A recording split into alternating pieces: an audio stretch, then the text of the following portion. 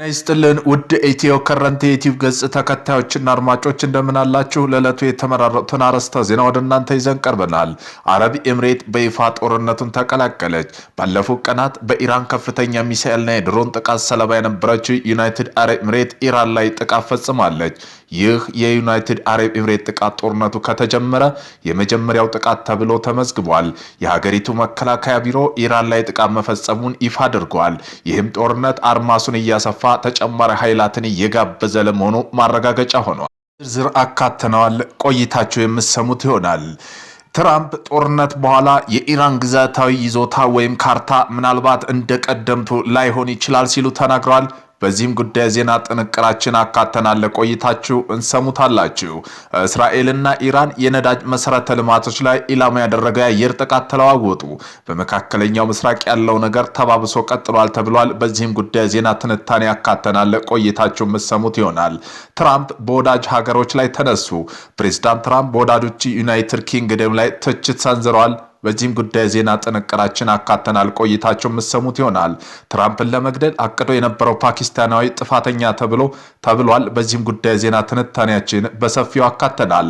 የኢራኑ ፕሬዝዳንት መሱድ ፔዜሽኪያን ሀገራቸው ያለአንድ ቅድመ ሁኔታ እጅ እንድትሰጥ የአሜሪካው ፕሬዝዳንት ትራምፕ የሰጡትን ማሳሰቢያ ውድቅ አደረጉ። ፔዜሽኪያም የዶናልድ ትራምፕ ማሳሰቢያ ህልምና ቅዠት ነው ብለውታል። በዚህም ጉዳይ ዜና ትንታኔ ያካተናል። አብዮታዊ ዘብ ዋና አዛዥ የነበሩት እስማኤል ካኒ በተለያዩ የዜና አውታሮች በእስራኤል ጥቃት እንደሞቱ፣ በጋርዶች እንደተገደሉ ወይም እንደታሰሩ ራሳቸው እንዳጠፉ ሲዘገብ የቆየ ቢሆንም አሁን ላይ ከእስራኤል የወጡ ዘገባ እንደሚጠቁሙ ከሆነ አዛዡ ደህንነታቸው ተጠብቆ እስራኤል እንደገቡ ተጠቁመዋል። እነኚህ የኢራን ከፍተኛ መሪ ለእስራኤል መረጃ በመስጠት ሐማስ መሪ እስማኤል ሃኒዬን፣ ሂዝቦላ መሪዎች ናስረላህና ሳይፋዲንን፣ የኢራኑ መሪ አያቶላህ አሊ ካሚኒና የኢራን ከፍተኛ ጄኔራሉ እንደገደሉ ለእስራኤል መረጃ በሰጡት ከፍተኛ ሚና እንደነበረ ተገልጿል። ለ6 ወር ሙሉ ጦርነት ፉል ስኬል ዋር ማድረግ እንችላለን ሲሉ ኢራን ገለጸች። የኢራን ጦር ኃይሎች ቃል አቀባይ ቢያንስ ለ6 ወራት ከአሜሪካ ጋር እስራኤል ጋር ከፍተኛ ደረጃ ሙሉ ጦርነት ለማድረግ የሚያስችል አቅም እንዳላቸው ገልጸዋል። በተያያዘም ዜና ሁለተኛው ጦርነት ምዕራፍ ከኢራን ጋር መጀመሩን ከ12 ቀን እስከ 14 ቀን ይቆያል ተብሎ እንደሚጠበቅ አንድ የአሜሪካ ባለስልጣን ለእስራኤል ቻናል 12 ተናግረዋል። በዚህም ጉዳይ ዜና ጥንቅራችን አካተናል፣ ቆይታቸው የምትሰሙት ይሆናል። ትናንት ዕለት ዱባይ ዓለም አቀፍ አየር ማረፊያ ግቢ ውስጥ ጥቃት ተፈጽሟል። በዚህም ጉዳይ በማን ተፈጸመ፣ እንዴት ተፈጸመ፣ ምን ያህል ጉዳት ደረሰ የሚለውንም የዜና ትንታኔ ያካተናል። ቱርክ ግዛቷን ኢላማ ለሚያደርግ ማንኛውም ሚሳኤል ትንኮሳ ለኢራን ማስጠንቀቂያ ሰጥታለች። አንካራ ግዛቷን ኢላማ ያደረገ ማንኛውም ሚሳኤል ጥቃት ዳግም እንዳይሞከር ለቴህራን ጠንከር ያለ ማስጠንቀቂያ ሰጥታለች። በዚህም ጉዳይ ዜና ትንታኔ ያካተናል። ኢራን በጎረቤት ሀገር መካከል ላለው መልካም ግንኙነት ለሉዓላዊነትና ለግዛት አንድነት ክብር በመስጠት ላይ የተመሰረተ ወዳጅነት እንዲቀጥል ፍጹም ጽኑ አቋም ያለው መሆኑን ገልጻለች። በዚህም ጉዳይ የዜና ትንታኔ ያካተናል። ኢራን 220 የሚሆኑ የአሜሪካ ወታደሮች መገደላቸውና መቁሰላቸውን ኢራን ገልጻለች። በገለልተኛ አካል ባይጣራም ኢራን ግን ይህን ያህል ወታደር ቁጥር ጉዳት አድርሻለሁ ብላለች። ኢራን በሆርሙዝ ወሽመጥ ሊያልፍ የነበረ ነዳጅ ጫኝ መርከብ መምታቱ አስታውቃለች። በዜና ጥንቅራችን አካተነዋል። የነዳጅ ዋጋ ጣራ ነካ። የብሬንት ድፍድፍ ነዳጅ $90 በላይ አሻቅቧል።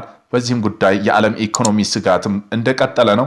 እነዚህን የመሳሰሉ አርዕስተ ዜና ወደ እናንተ ይዘን ቀርበናል። ቤተሰብ ለመሆን ላይክ፣ ሸር፣ ሰብስክራይብ ማድረገውን እንዳይረሱ። ኢራን ኩዌት ውስጥ የአሜሪካ ጦር መቀመጫን ያለችውን ህንፃ በድሮን መታች። አሜሪካ ወታደራዊ ሰራተኞች ሳይኖሩበት አይቀርም የተባለው ማህበራዊ ዋስትና ህንፃ ላይ በሳት ተያይዘዋል። አሜሪካ ወታደራዊ ኃይል በአሊ አሊ ሳሊም አየር ማረፊያ ቁልፍ መቀመጫ ማጣቱን ተከትሎ የእዝና ቁጥጥር ስራውን ወደ ህንፃ እንዳዛወረ የኢራን ሚዲያ እየዘገቡ ነው። ትራምፕ ከጦርነት በኋላ የኢራን ግዛታዊ ይዞታ ላይ ካርታ ምናልባት እንደቀደመው ላይሆን ይችላል ሲሉ ተናገሩ። የአሜሪካው ፕሬዝዳንት ዶናልድ ትራምፕ ከኢራን ጋር እየተካሄደ ስላለው ጦርነትና ስለ ቀጣይ ቀጠና ዕጣ ፈንታ ለጋዜጠኞች መግለጫ ሰጥተው ነበር። ፕሬዝዳንቱ የአሜሪካ ጦር የኢራን የባህር አየርና ሚሳኤል አቅም ክፉኛ በመምታት በመላው የክፋት ግዛት ደምስሰነዋል ሲሉ ተናግረዋል። ከጦርነቱ ማብቂያ በኋላ ኢራን ግዛታዊ ይዞታ ወይም ካርታ ከፍተኛ ጂኦፖለቲካ ለውጥ ሊያስተናግድ እንደሚችል፣ የኢራን ካርታ እንደቀደመው ሊቀጥል እንደማይችል ፍንጭ ሰጥተዋል። አስረድተዋል።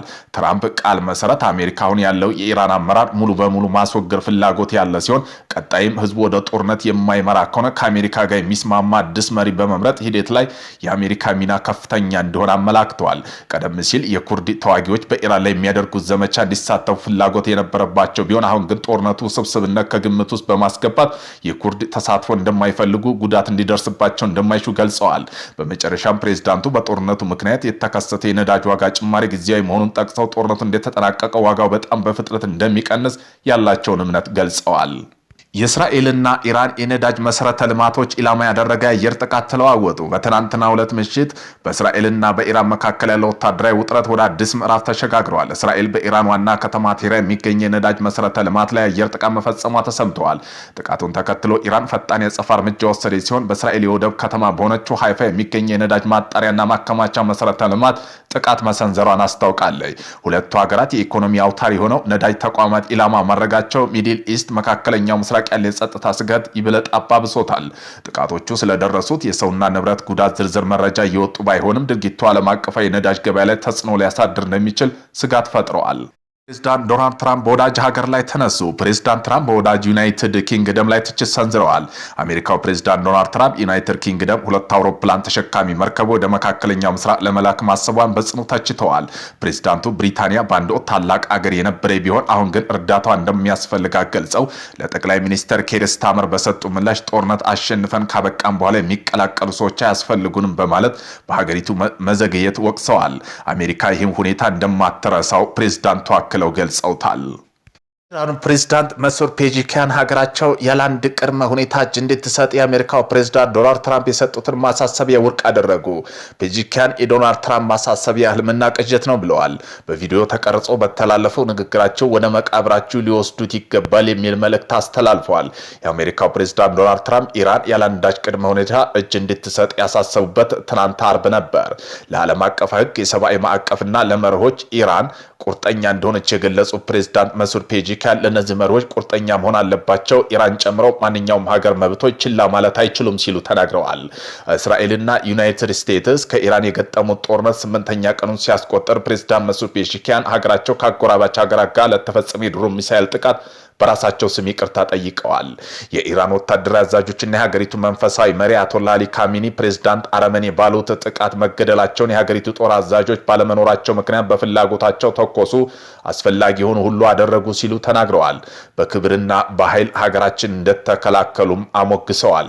ከአሁን በኋላ ጎረቤት ሀገር ላይ ጥቃት ካልተፈጸሙ በስተቀር ኢራን ጥቃት እንደማይፈጽሙ ወይም ሚሳኤል እንዳይተኩሱ ጊዜያዊ መሪ ምክር ቤት ውሳኔ ማስተላለፉን ፕሬዝዳንቱ ገልጸዋል።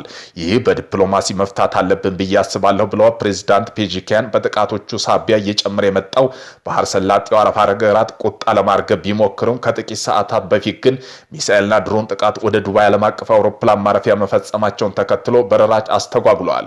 ኤምሬትስ አየር መንገድ በረራ መጀመሩን ከገለጸ ከአንድ ቀን በኋላ በድጋሚ በረራ መቋረጡን አስታውቋል።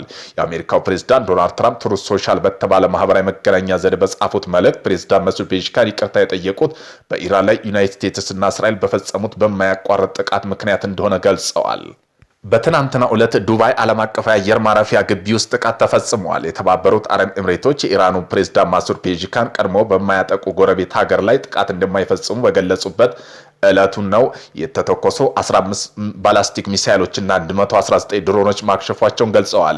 በሌላ በኩል በዱባይ ዓለም አቀፍ አየር ማረፊያ ቅጥር ግቢ በድሮን ተፈጸመ የሚመስል ጥቃት የሚያሳይ ቪዲዮ ተሰራይተዋል። የሀገሪቱ መከላከያ ሚኒስቴር ባወጣው መረጃ አየር መከላከያ ስርዓቱ 16 ባላስቲክ ሚሳይሎችና እንደለየ ከዚያ ውስጥ ደግሞ 15 ያህሉን ተጠልፈው ባህር ላይ መውደቃቸውን አስታውቀዋል። ባላስቲክ ሚሳይሎች አብዛኛው በሮኬት የሚታገዙ የረጅም ርቀት መሳሪያ ሲሆን ለማምረትም በሚሊዮን የሚቆጠሩ ዶላር ይጠይቃሉ። ኢራን ጦርነት ከተጀመረ አንስቶ ባለፈው አንድ ሳምንት ጊዜ ውስጥ ዩናይትድ አረብ ኤምሬትስ በተፈጸመ የድሮን ጥቃት 3 ሰዎች የተገደሉ ሲሆን 112 ሰዎች ደግሞ ቀላል ጉዳት ደርሶባቸዋል። ዛሬ ኤምሬትስ አየር መንገድ በተፈጸመ የድሮን ጥቃት ሊሆን እንደሚችል ቢቢሲ ሴሪፋይ ያረጋገጠው ቪዲዮ አሳይቷል። አየር ማረፊያው ደቡባዊ ክፍል ከሚገኝ ማምረቻ ስፍራ የተቀረጸ ቪዲዮ ከአየር ማረፊያው ላይ ተርሚናል ህንፃ አቅራቢያ የተፈጠረ ፍንዳታ ያሳያል። ሰው አልባ ድሮኖች ወይም በረራ ከመጋጨቱ በፊት ድሮን ሞተር ከሚፈጥረው ድምጽ ጋር ተመሳሳይነት ያለው ድምጽ ይደመጣል። ጥቃቱ በተፈጸመበት የአየር መንገዱ ስፍራ አቅራቢያ 4 አውሮፕላኖች እንደቆሙ ቪዲዮ ያሳያል።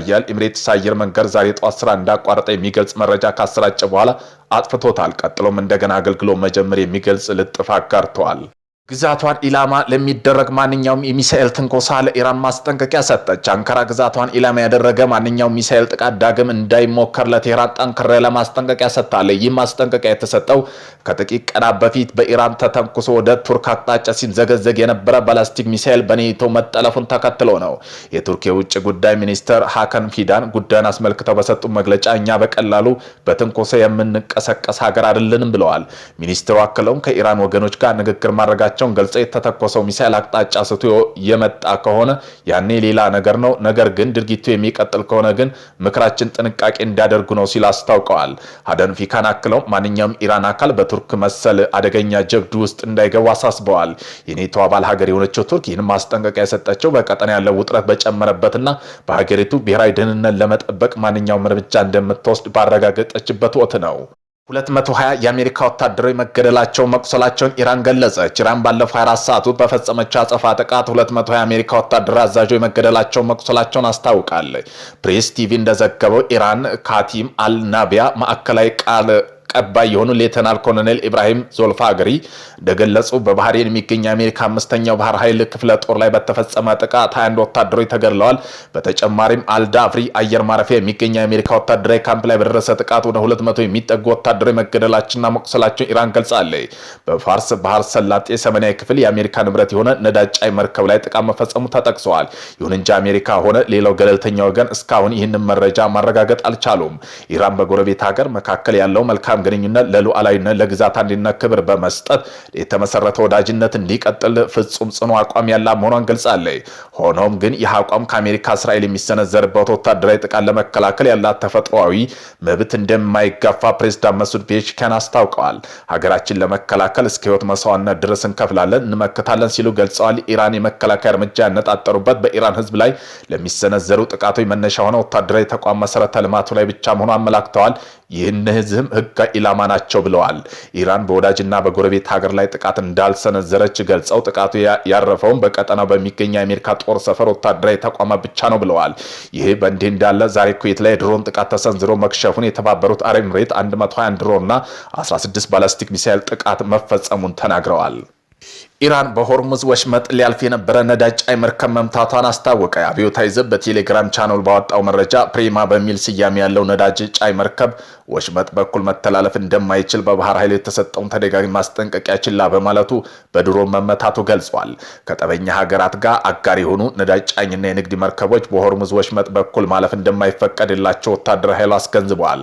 ዓለም ላይ ካሉ ወሳኝ ኃይል ማጓጓዣ መስመሮች አንዱ የሆነው ሆርሙዝ ወሽመጥ ከዓለም አቀፍ የነዳጅ ጋዝ አቅርቦት 1/5 የሚሆን ይተላለፍበታል። በመካከለኛው ምስራቅ እየተካሄደ ያለው ጦርነት የመርከብ መተላለፊያ መስመሩ ሙሉ በሙሉ እንዲቆም አድርጎታል። በዚህ ሳምንት መጀመሪያ ኢራን መንግስት በመስመሩ ለመተላለፍ የሚሞክር መርከቦች በእሳት እንደሚያያይዙ ዝተዋል። ኢራን ይህን ካለች በኋላ አሜሪካው ፕሬዝዳንት ዶናልድ ትራምፕ አስፈላጊ ከሆነ የአሜሪካ ባህር ኃይል በዚያ የሚያልፍ መርከቦች እንደሚያጅብ ተናግረዋል። የነዳጅ ዋጋ ጣሪያ ነካ። የብሬንት ድፍድፍ ነዳጅ $90 ደረሰ። መካከለኛው ምስራቅ እየተባባሰ በመጣው ግጭት ምክንያት የዓለም የነዳጅ ዋጋ ጭማሪ አሳይተዋል። የብሬንት ድፍድፍ ነዳጅ ዋጋ ከሚያዝያ 2024 ወዲህ ለመጀመሪያ በሚባል ደረጃ በበርሜል $90 በመሻገር 5.5% አድርጓል። በተመሳሳይ አሜሪካዊ የዌስት ቴክሳስ መካከለኛ ድፍድፍ ነዳጅ ጭማሪ የ8% በማሳየቱ $87.51 ደርሷል። በተለይ አሜሪካና ኢራን መካከል ያለው ውጥረት በሆርሙዝ ወሽመጥ የባህር ትራንስፖርት መስተጓጎል በመፍጠሩ ገበያውን አሰግቶታል። የኳታር ኢነርጂ ሚኒስትር ግጭቱ ካልቆመ የነዳጅ ዋጋ እስከ $150 ሊያሻቅብ እንደሚችል፣ የምርት መቋረጥ ሊከሰት እንደሚችል አስጠንቅቀዋል። ይህ በዓለም ኢኮኖሚ ላይ ከባድ ጫና ሊፈጠር እንደሚችል ገልጸው አውሮፓ የተፈጥሮ ጋዝ ዋጋም 4.1 በመጨመር ኃይል እጥረት አባብሶታል።